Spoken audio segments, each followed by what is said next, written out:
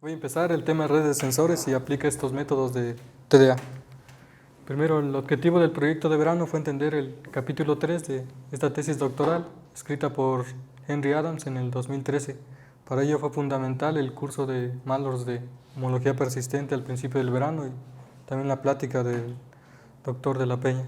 La pregunta principal es cómo podemos saber si una región está cubierta por sensores, donde se colocan sensores en la región y cada uno de estos detecta el movimiento circular a una distancia r, como en esta imagen.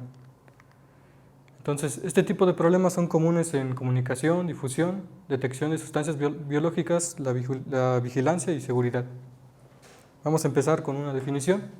Sea ahí el intervalo unitario. Decimos que un espacio es un espacio fibra si es un espacio topológico equipado de un mapeo continuo que va del espacio topológico al intervalo 0,1. Entonces, la solución topológica que se le da a este problema, primero vamos a considerar a cada nodo sensor como un vértice y el área de cobertura de este sensor como una bola o una esfera alrededor de ese vértice. Ahora, vamos a considerar una región D contenida en R2 que sea acotada y sea homomorfa a la bola dos-dimensional. Y vamos a suponer que tenemos un conjunto finito S que contiene todos los nodos sensores que se van moviendo durante un tiempo. El tiempo en este caso va a ser el intervalo 0,1. Para cada sensor en S vamos a definir la función B, que es un mapeo continuo que va del intervalo 0,1 a D.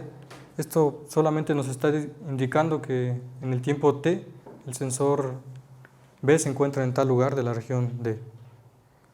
Y vamos a definir B de T como la intersección de la bola de radio T con la región D. Vamos a hacer también la suposición de que dos sensores nunca ocupan el mismo lugar. Ahora, lo primero que se ocurre es hacer la gráfica de conectividad, donde si tomamos dos sensores en el conjunto S, la arista, digamos, U, B, va a estar en la gráfica de conectividad si dos bolas intersectan. Esa es una primera idea que, si las bolas correspondientes intersectan, es la primera idea que se tiene para empezar a trabajar con esto. Vamos también a suponer que hay un conjunto de sensores que son inmóviles en la frontera, que cubren toda la frontera. Y definimos X de T como la unión de todas esas coberturas, de todas las bolas. Y definimos X complemento de T pues como lo que tiene que ser, el complemento de X con respecto a la región D. Y esta pues, se puede interpretar como la región no cubierta al tiempo T.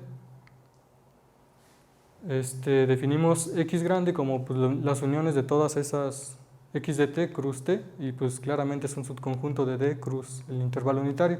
Este es el subconjunto que corresponde a todo lo que está cubierto en el tiempo.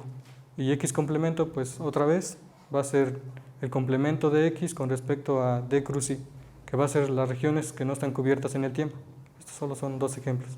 El área blanca son las regiones que no están cubiertas y el área gris es todo lo que está cubierto.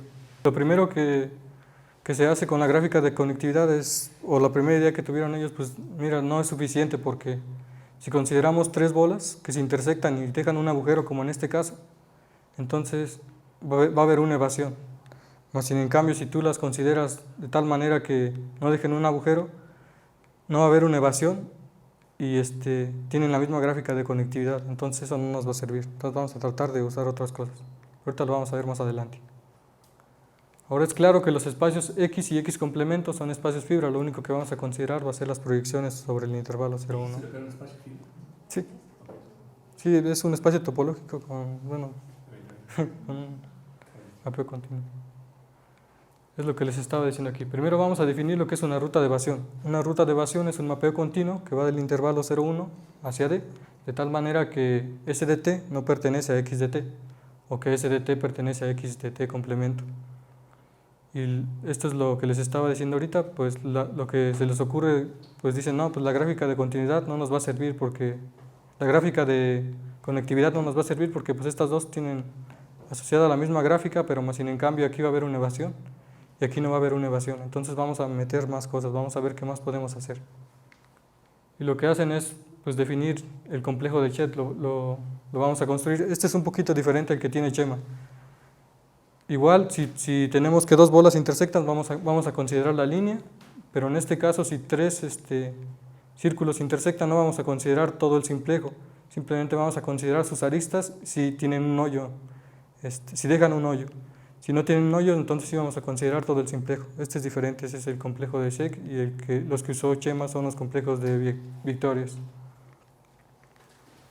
Ahora, si colocamos sensores a lo largo de la frontera, un agujero en la cobertura corresponde a un agujero en el complejo simplicial. Entonces, así en el caso donde los sensores que están en el interior de la región D sean fijos, para verificar la cobertura de la red es suficiente mostrar que el número de beta y beta 1 es igual a 0. O sea, en pocas palabras, que no haya ciclos. ¿Sí? En aplicaciones generalmente no es razonable suponer que podemos medir el complejo de Sheck. Esto requeriría detectar todas las K-intersecciones, lo cual es imposible para modelos de poca detección. Por ejemplo, si tenemos como poca detección, nos podrían decir que esta gráfica o esta detección es equivalente a la de acá y pues no, tan solo por lo del agujero, ¿no? Entonces, para eso se usan los complejos de Victorious para aproximar el complejo de Sheck. El complejo de Victorious solo es el complejo simplicial maximal construido encima de la gráfica de conectividad. Esto es, si un simplejo va a estar presente si tiene todos sus bordes. Este es un ejemplo de lo que es el complejo de Sheck y lo que es el complejo de Victorious. Por ejemplo, aquí en el complejo de Sheck solo ponemos el triángulo porque tenemos un agujero. En el complejo de Victorious no, pues como tenemos las aristas, pues sí lo consideramos relleno. Por acá también había otro triángulo, este y este de acá. Una observación es que el complejo de Victorious donde considera los círculos de radio epsilon entre 2 está contenido en el complejo de Sheck, donde considera los radios de tamaño epsilon, y está contenido a su vez en el complejo de Victorious, donde considera los radios de tamaño epsilon. Esto sí es más o menos sencillo de mostrarlo. También el paquete FONDR calcula el número de beta 1 para el complejo de Victorious. Entonces pues ya nos daría como una solución para ver si hay evasión o no, aunque todavía tiene algunas deficiencias. Ahora vamos a trabajar en el caso donde verdaderamente los sensores que están en el interior de D sí se mueven. Y vamos a tratar de resolver el problema de evasión, que es básicamente esta pregunta: ¿puede un agente evadir la detección en un lapso de tiempo determinado? Entonces vamos a tratar de trabajar eso. Vamos a ver primero un ejemplo donde tenemos sensores fijos en la frontera y sensores que realmente se están moviendo en el interior de D. Las áreas de color naranja son las que realmente están cubiertas y las áreas de color blanco son las que no están cubiertas. Es un simple ejemplo. Aquí todos los puntitos que están en el interior sí se están moviendo. Y así es como se ve a lo largo del tiempo. Entonces vamos a tratar lo que es el problema de evasión. Una primera pregunta que surge es que si conocemos el complejo de Sheck en todo el tiempo, ¿se puede determinar si existe una evasión? Y la respuesta es no, y para eso vamos a ver un pequeño video. Los complejos que aparecen del lado de la izquierda sí tienen una evasión y el que aparece del lado de la derecha no tiene una evasión. Ahorita les voy a decir más o menos cómo. Primero estamos de este lado. Aquí se abre y nos introducimos en el cuadrito y luego pasamos. Así en cambio de este lado no se puede ahorita.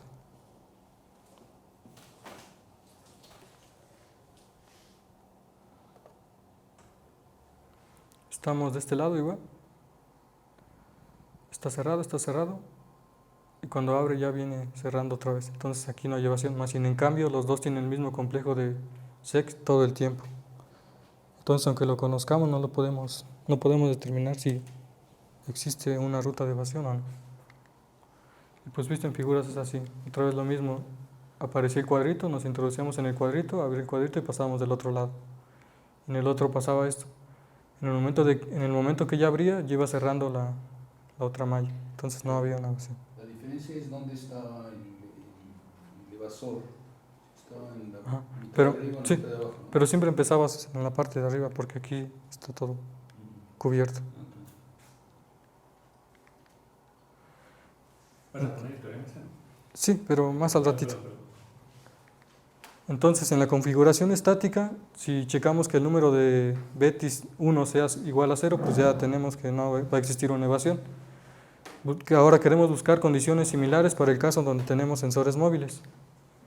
De Silva y Gris en el 2007 trabajaron el problema de evasión. Primero definen lo que es el complejo afilado de Sheck. Supongamos que solamente tenemos un número finito de tiempos en donde el complejo cambia, que son T1 hasta Tn. Entonces, para cualquier t, s en estos intervalos, pues se va a tener que el complejo de Chet permanece invariante, no cambian. Ahora, vamos a suponer que simplejos se añaden o se quitan al tiempo t, pero no van a pasar ambas cosas. Donde un simplejo es añadido al tiempo ti, si pertenece al complejo de Chet en el tiempo ti, pero no pertenece al intervalo anterior. ¿Sí es claro eso, no? Y es removido al tiempo ti si pertenece al complejo de Chet en el tiempo ti, pero no pertenece al complejo de Chet evaluado en el tiempo t para todo t en el intervalo posterior. También es claro. Ahora consideremos los siguientes S, que solo vamos a considerar puntos que estén intercalados con los test que ya teníamos. Y vamos a definir lo que es el complejo afilado de Chet SC como el espacio obtenido de la unión disjunta de estos productos cartesianos. Estos son solamente donde no va a cambiar porque estamos considerando puntos interiores. Bueno, puntos en medio de los t's. Donde vamos a definir t0 igual a 0 y tn más 1 igual a 1.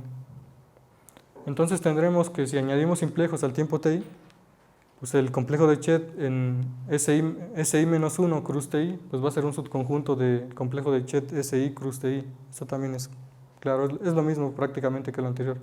Si quitamos simplejos al tiempo TI, entonces el complejo de Chet en SI cruz TI es un subconjunto del complejo de Chet en SI menos 1 cruz TI.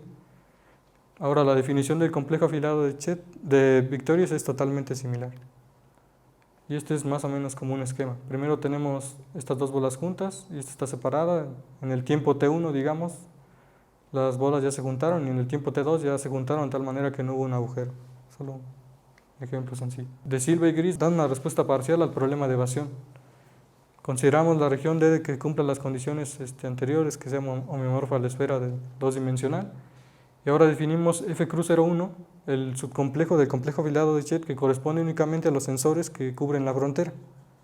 Y ellos probaron el siguiente teorema, que en lugar de darles una prueba o algo así, solamente lo voy a tratar de dar como la intuición a través de unas imágenes.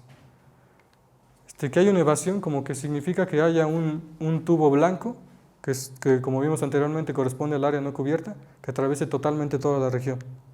Entonces lo que ellos te están diciendo es que si alfa lo que significa es que puedas colocar un disco, se podría decir, o una como hoja, de tal manera que ningún tubo la pueda atravesar. Es lo que te están diciendo intuitivamente. Sí, tiene mucha teoría ahí, ¿no? Pero es solamente lo que te están diciendo ellos. Como por ejemplo aquí pudimos colocar esa sábana, esa hoja, ese disco, de tal manera que ningún tubo lo atraviesa, ¿no? Entonces no hay evasión. Aquí, aunque la tuvimos que como retorcer, también la pudimos colocar y ningún tubo la atraviesa. Entonces tampoco hay evasión.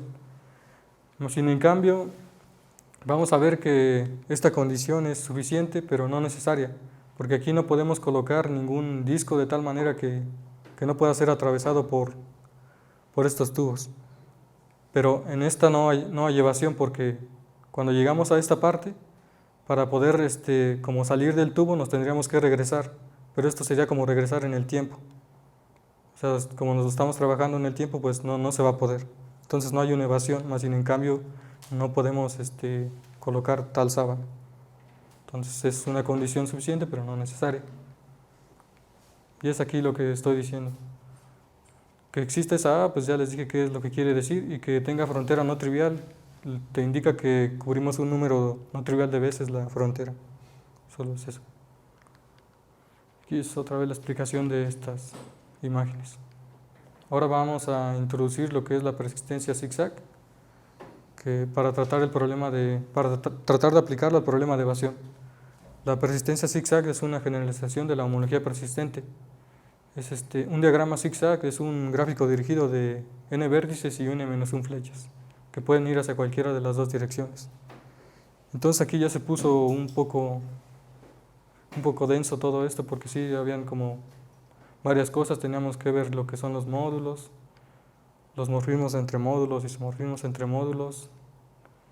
También venía un teorema de descomposición, lo que se llaman los Barkov asociados a los módulos, y todo eso para que al final te salieran con un teorema que es en cierto sentido una reformulación del teorema anterior, porque si con un teorema puedes demostrar que no hay evasión, sí, solo sí, con el otro también lo puedes hacer. Entonces solo llegaron a una reformulación. Y este es el teorema que ellos hicieron. Pero solo es como una reformulación en cierto sentido. Y esta es una condición necesaria, pero no suficiente porque te cumple las condiciones del teorema, pero se puede ver que no es suficiente para ver que hay una evasión. Entonces, ahora la parte de las conclusiones, pues si tenemos sensores fijos en el interior de D, pues sí podemos determinar cuándo existe o cuándo no existe una evasión a través del número beta 1. Y en el caso de sensores móviles, pues vimos dos condiciones que no son necesarias y suficientes para determinar la existencia de una evasión. Todavía esto continúa, incluso ellos le ponían más condiciones al espacio y construyeron otro complejo que se llama el complejo alfa, y ahí sí te daba unas condiciones que eran necesarias y suficientes, pero ya se quedó fuera del alcance del verano. Y en conclusiones personales, pues como que sí me sirvió para tomar más adelante cursos de topología, porque muchas cuestiones no las pude entender así del todo. Solo he llevado topología 1, entonces sí me costó. Pues eso sería todo. Gracias.